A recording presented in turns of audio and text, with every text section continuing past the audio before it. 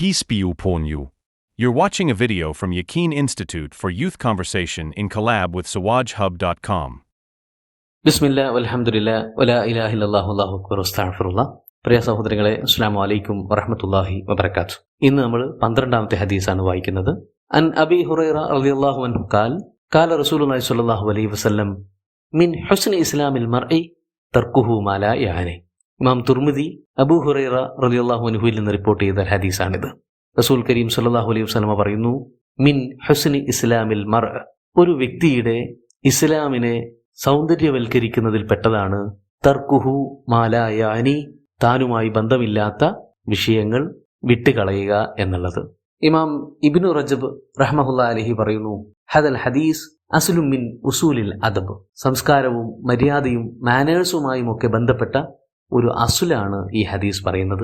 നോക്കൂ, റസൂൽ കരീം സ്വല്ലല്ലാഹു അലൈഹി വസല്ലം തന്റെ നിയോഗത്തെക്കുറിച്ച് ഒരിക്കൽ പറയുന്നു, ഇന്നി ബുഇസ്തു ലി ഉതമ്മിമ മകാരിമൽ അഖ്ലാഖ്, സ്വഭാവ വൈശിഷ്ട്യ ഗുണങ്ങളുടെ സമ്പൂർണതയ്ക്ക് വേണ്ടിയിട്ടാണ് ഞാൻ നിയമിതനായിരിക്കുന്നത് എന്ന്.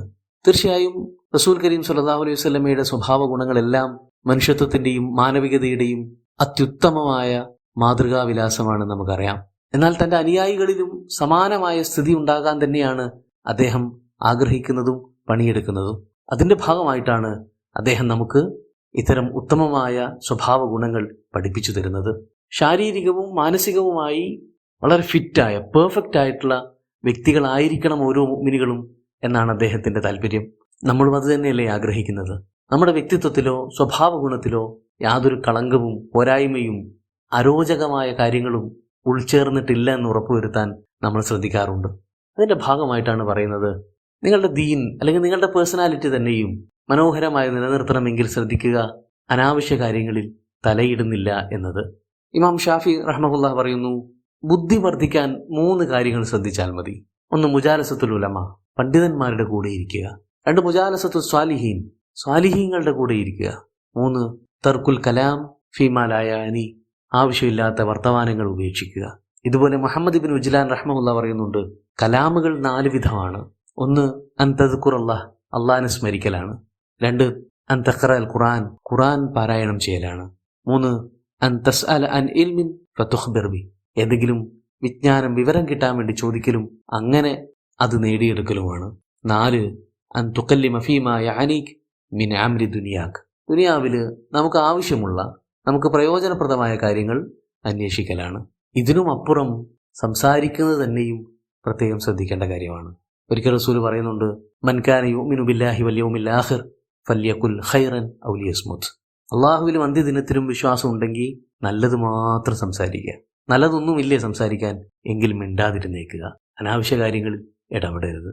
നേരത്തെയും കഴിഞ്ഞ ഹദീസിൽ നമ്മൾ കണ്ടു, ദഅമാ യുരീബുക് ഇലാ മാ ലാ യുരീബുക്, നിങ്ങൾക്ക് ഉറപ്പില്ലാത്ത, നിങ്ങൾക്ക് ദൃഢതയില്ലാത്ത, ആധികാരികമാണെന്ന് സ്ഥിരീകരിക്കാൻ പറ്റാത്ത വിഷയങ്ങളിൽ ഇടപെട്ട് സംസാരിച്ച് വഷളാക്കാൻ നിൽക്കരുത്.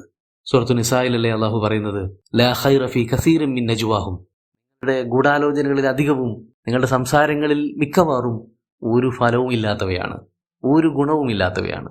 മുഅ്മിനീങ്ങളുടെയും സ്വാലിഹീങ്ങളുടെയും ഗുണഗണങ്ങൾ പറയുന്നിടത്ത് അള്ളാഹു പറയുന്നുണ്ട്, വല്ലദീനഹും അനിൽ ലഗ്വി മുഅ്രിദൂൻ, അവർ വെടിപറച്ചിലുകളിൽ നിന്നും കളിതമാശകളിൽ നിന്നുമൊക്കെ അകന്ന് മാറി നിൽക്കുന്നവരായിരിക്കുമെന്ന്.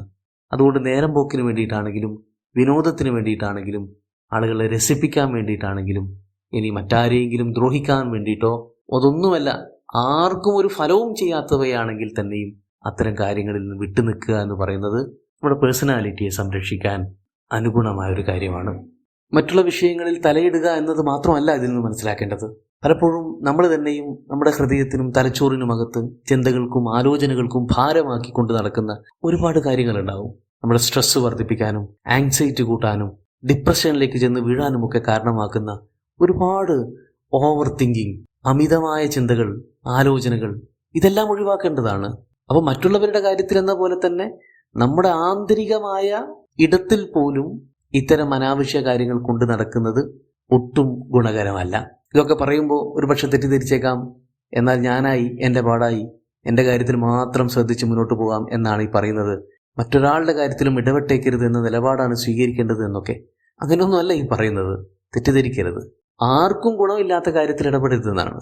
മറ്റൊരാളുടെ അപകടാവസ്ഥ കാണുമ്പോൾ അയാളെ രക്ഷിക്കാൻ ശ്രമിക്കുന്നത്, മറ്റൊരാളുടെ തിന്മ കാണുമ്പോൾ അതിനെ തടയാൻ ശ്രമിക്കുന്നത്, അത് സത്യത്തിൽ അയാൾക്ക് മാത്രമല്ല നമുക്ക് തന്നെ ഗുണമുള്ള കാര്യമാണ്. കാരണം നമ്മുടെ ദീനി ബാധ്യതയാണ്. വഅ്മുർ ബിൽ മഅറൂഫ് വൻഹാനിൽ മുൻകർ. മഅറൂഫ് കൽപ്പിക്കാനും മുൻകർ വിരോധിക്കാനും ഒക്കെ അള്ളാഹ് നമ്മളെ ഏൽപ്പിച്ചിട്ടുള്ള ഡ്യൂട്ടിയാണ്. അത് ചെയ്യുമ്പോൾ മറ്റൊരാൾ അത് അനുസരിച്ചാൽ അയാൾക്ക് കിട്ടുന്ന ഗുണം പോലെ തന്നെ അയാൾ അനുസരിച്ചാലും ഇല്ലേലും നമുക്ക് ഓൾറെഡി അതുകൊണ്ട് ഗുണമുണ്ട്. കാരണം അള്ളാഹിന്റെ കൽപ്പന നമ്മൾ പ്രാക്ടീസ് ചെയ്യുകയാണ് എന്ന കാരണത്താൽ. ഇവിടെ പറയുന്ന വിഷയം മറ്റൊന്നാണ്.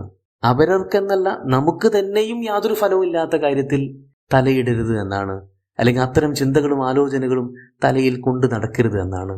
ഇത് നമ്മുടെ മാനസികാരോഗ്യത്തെയും ശാരീരികാരോഗ്യത്തെയും ദാമ്പത്യ ബന്ധങ്ങളെയും സുഹൃത്ത് ബന്ധങ്ങളെയും സാമൂഹിക ബന്ധങ്ങളെയും ഒക്കെ ആകമാനം തകിടം മറിച്ചേക്കാവുന്ന, അപായപ്പെടുത്തിയേക്കാവുന്ന ഒരു വിഷയമായിട്ട് മാറിയേക്കും എന്നതാണ് ഇതിൽ നിന്നും മനസ്സിലാക്കേണ്ടത്. ഇൻഷാ അല്ലാഹ് അടുത്ത ഹദീസ് നാളെ പരിശോധിക്കാം. അള്ളാഹു അനുഗ്രഹിക്കട്ടെ. അസ്സലാമു അലൈക്കും വറഹ്മത്തുള്ളാഹി.